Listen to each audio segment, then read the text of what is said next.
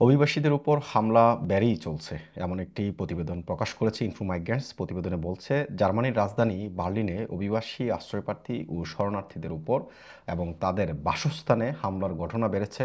দেশটির সরকার 2024 সালের পরিসংখ্যানে এই তথ্য উঠে এসেছে।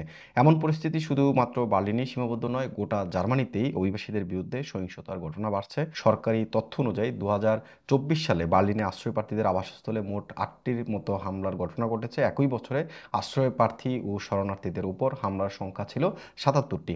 অথচ 2023 সালে তাদের বাসস্থানে কোনো হামলার তথ্য পাওয়া যায়নি এবং ওই বছর তাদের উপর মোট হামলার সংখ্যা ছিল 32টি। তুলনামূলকভাবে দেখা যাচ্ছে বার্লিনে এই ধরনের হামলার সংখ্যা স্পষ্টতই বেড়েছে। বার্লিনের সংবাদ মাধ্যম টাস এই তথ্য জানিয়েছে।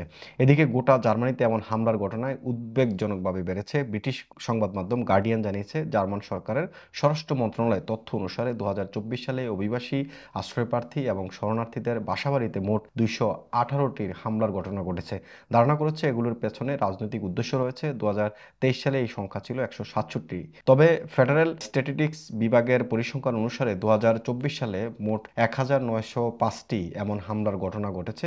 2023 সালে এই সংখ্যা ছিল 2488টি। জার্মানির সবুজ দলের সাংসদ আরিও ইব্রাহিমপুর মির্জাই এবং জিনা ওমরের আবেদনের প্রেক্ষিতে বার্লিন প্রশাসন রাজধানীর এই তথ্য জানায়। এরপর এটি সংবাদ মাধ্যমে প্রকাশিত হয়েছে।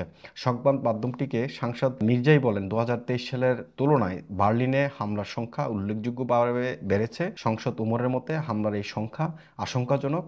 ওমর আরও বলেন, আমরা অভিবাসী আশ্রয়প্রার্থী এবং শরণার্থীদের সুরক্ষার জন্য সরকারের কাছে একটি পরিষ্কার কৌশল প্রণয়নের দাবি জানাচ্ছি। বিশেষ করে এই সংবাদগুলো, অর্থাৎ অভিবাসী শরণার্থী বা আশ্রয়প্রার্থীদের উপর যে হামলার ঘটনা, সেটি শুধুমাত্র জার্মানিতে হচ্ছে বিষয়টা এমন নয়, ইউরোপের বিভিন্ন দেশে এই সংখ্যা বেড়েছে। কারণ কঠোর ডানপন্থীদের দিন দিন উত্থান হচ্ছে। উত্থানের ফলশ্রুতিতে এই অভিবাসীদের উপর আসলে এই হামলার ঘটনা ঘটছে। এখন সরকারি নানান উদ্যোগ যদি আরও বেড়ে যায়, তাহলে হয়তোবা এই হামলার সংখ্যা কমানো সম্ভব, কিংবা এগুলো জিরোতে নিয়ে আসা সম্ভব। এমআইবি সংবাদ ও সংবাদ সংশ্লিষ্ট অনুষ্ঠান দেখতে ভিজিট করুন www.mibtelevision.tv ও facebook.com/mibtelevision.tv এবং সাবস্ক্রাইব করুন youtube.com/mibtelevision এ।